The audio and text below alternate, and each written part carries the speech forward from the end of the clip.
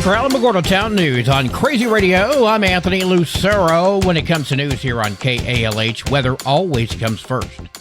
Heavy thunderstorms may bring excessive rainfall and possible flooding over parts of Texas and New Mexico through the weekend. A refreshingly cool and dry air mass is going to continue to produce below average temperatures over much of the central and eastern U.S. into the weekend.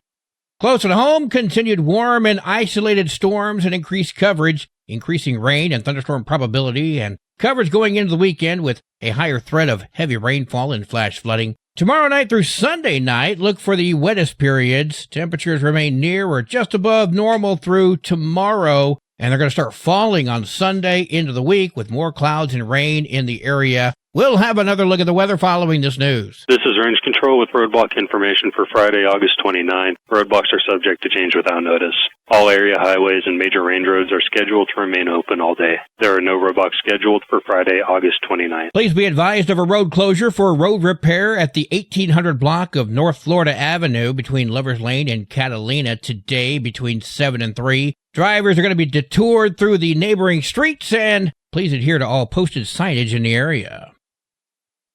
The City of Alamogordo presents Fourth Friday coming up on Friday, September 26th. That's just under a month away. Music by 7 Stone. That'll be Friday the 26th, 7 to 11 at Washington Park. The inaugural Alamogordo Great Global Greyhound Walk happens Sunday, September 28th. That starts at 8:30 a.m. and the event is free. All sighthounds and their human and non-sighthound canine companions are welcome. That'll be at Alameda Park, near the Chamber Visitor Center parking lot. All dogs must be leashed. If you have any questions, call Christina, 575-430-9216.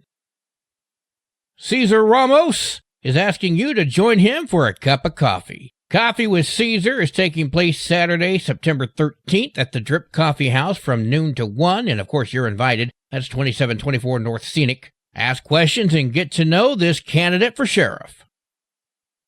As a reminder, there's going to be the La Luz Ag Market happening tomorrow. We heard from Olivia. You'll find fresh produce, handmade goods, homemade jams, fire cider, and so much more. You can pick up a loaf of fresh bread, grab some local honey for your tea, and maybe even walk away with a handcrafted piece of art or a wooden toy. And let's talk about food trucks.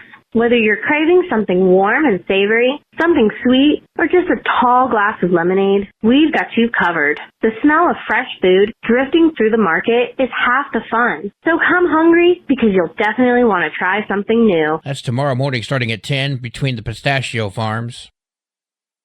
Well, it's getting close to that time of year, and Mary Barunda of Santa in the Basin tells us what you can do to have a good breakfast and to help those less fortunate have a Merry Christmas. We're doing a pancake breakfast / toy drive fundraiser at the Tularosa Community Church on October 11th. Pancake breakfast consists of one large pancake. You have your choice of nuts, bananas, blueberries, or strawberries on it, or plain. And you get your choice of coffee, milk, or juice for only $5. For people that don't know about Santa in the Basin, Mary, tell me a little about that. We are a nonprofit 501(c) organization that helps give Christmas to children in need and their families. We put on a big old event there in Tularosa at the community church, and the kids get to see Santa and Mrs. Claus. They get a gift, a filled stocking, a blanket, and a lot of free stuff. We have face painting, we have go fishing, we have crafts for them to do, and it's just an afternoon of enjoyment for the kids and their families. The families, as they walk in, get a ticket for a chance to win a basket that benefits the whole family, something they can do together as a family, whether it be a baking basket, a coffee hot chocolate basket, a movie night basket, anything like that. And it helps the families have a brighter Christmas. Santa in the Basin can be found on Facebook along with Mary's phone number and email address. Well, today is Friday. That means we get a cat chat from Kitty City. Hi, happy Labor Day. Have a safe and fun weekend. This is Kathy Denton with Kitty City. Welcome to this week's edition of Cat Chat. Last week I talked about various age categories of kittens from 8 weeks old to just under 1 year old. Today I'd like to give equal time to our adult cats. Young adult kitties are just as playful as kittens. These intelligent kitties are very intentional in their playtime. For example, a beloved cat who adores his owner may choose one of his favorite toys and present it as a gift to the owner. Often these chosen toys are well thought out by the kitty and will be dropped at the door to the owner's bedroom or even right on top of the bed. This is a truly endearing action to the kitty and to the owner. Other young cats enjoy stalking their toys and depositing them in the most peculiar and hilarious places. Of course, is the water bowl. Sometimes a well-placed hidden toy will not resurface for days or weeks. Kitty City has many young adult cats ranging in age from 1 to 5 years old who would be a joy to have as a pet. While cats who are 5 years old and older may have become more set in their ways, most of them have not given up toys in their playtime. But cats are so thoughtful in this age range and tend to have more serene moments on their mind, one of them being anticipating making themselves comfortable on their owner's lap. By now, the kitties have formed a close bond with their owners. A good example of this type of cat at Kitty City is Buttercup, a very loving female tabby who navigates toward humans for affection, comfort, and laps.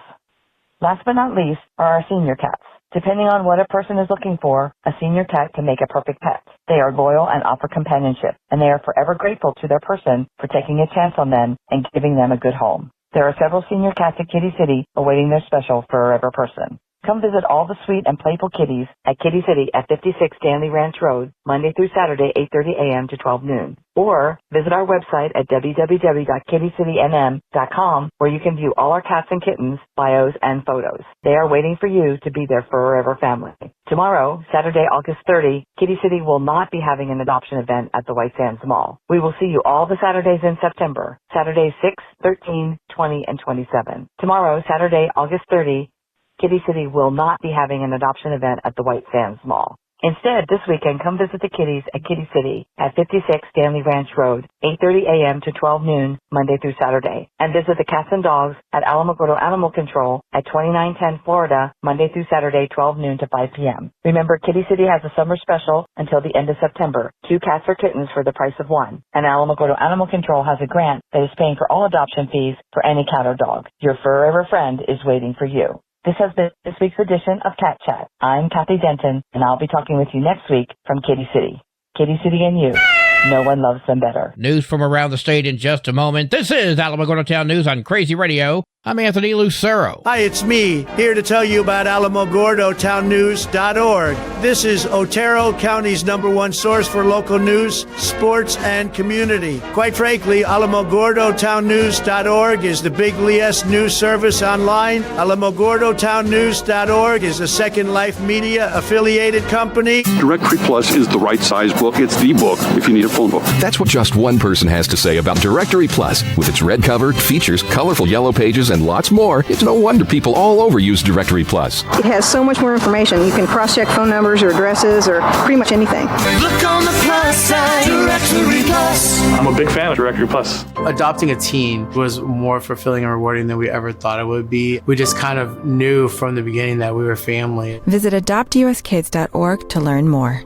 Brought to you by Adopt U.S. Kids, the U.S. Department of Health and Human Services, and the Ad Council. 40-year-old Michael Lee Garcia of El Paso was arrested on possession of child pornography charges on Wednesday following a search warrant. Further investigation revealed that Garcia's device had downloaded multiple images and videos that captured graphic and sexually explicit material of various children ranging from ages 5 to 12 years old. Authorities then concluded a search of Garcia's residence where they found a cell phone belonging to Garcia that also contained child pornography. Garcia was arrested and later confessed to viewing and accidentally downloading child pornography while he was accessing and downloading adult pornography. The investigation began in early July. A dead 1-month-old child was brought to a fire station yesterday in Valencia County by 2 adults seeking medical attention for that child. Life-saving measures were attempted. A crime scene was soon established by the Valencia County Sheriff's Department, and an investigation is currently underway. David Casares of Albuquerque, accused of shooting and killing 22-year-old Carlos Ocha over a parking spot at a bar, appeared in front of a judge yesterday. I don't know what would have created such rage regarding a parking spot. The judge decided to keep Casares in jail for now. Casares reportedly told police he fired his gun in self-defense. However, witnesses told police that Casares started the fight. Detectives believe the victim did not even have a gun. Casares has been charged with murder. 31-year-old Sarah Valandry of Clovis turned herself in to the Portales Police Department yesterday after she brought a gun to Portales Junior High. Officials say officers responded to the school on Friday after dispatch received a call about a lost or stolen fanny pack that contained a gun. The caller said she attended a volleyball tournament at Portales Junior High and either left or had her fanny pack stolen while she was in the bleachers. Officers found the fanny pack with the gun still inside at the school's gym. An arrest warrant was obtained for Valandry for bringing a deadly weapon onto school property.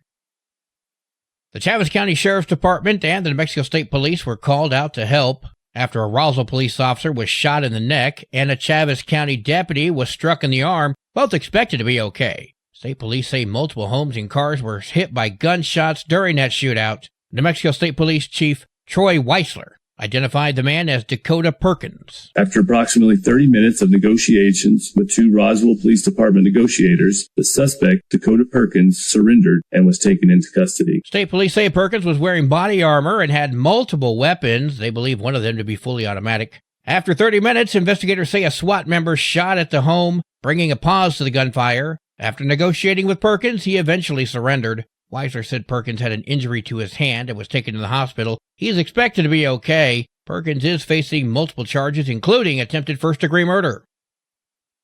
Sports and weather are coming up next. This is Alamogordo Town News on Crazy Radio. I'm Anthony Lucero. They are role models and educators. Their work requires a great deal of time and energy for very little pay. Who are these unsung heroes? Thanks, Coach. Thanks, Coach. The simple truth about education-based athletics in New Mexico is this. Without a committed team of coaches and administrators, they just wouldn't be possible. School sports, they bring out the best in all of us. This message presented by the New Mexico Activities Association and the New Mexico Athletic Directors Association. There are 39 matches for New Mexico volleyball today, including Cloudcroft at Hatch, Silver at Valley. There's 44 games for New Mexico football today, including West Vegas at Dexter, Mescalero at Fort Sumner House, Hagerman Lake Arthur at Alamo Navajo, Dora at Carrizozo, the Institute at Loving, Chaparral heads to Hatch, Reynoso comes to Tularosa, wow! Go Wildcats, and Roswell comes to Alamogordo. Well, today is Friday. Let's check in with Christy and see where the fish are biting. I'm Christy Lepis, here on Crazy Radio, and it's time now to see where the fish are biting. At Bonito Lake, fishing for trout was slow to fare when using worms and power bait.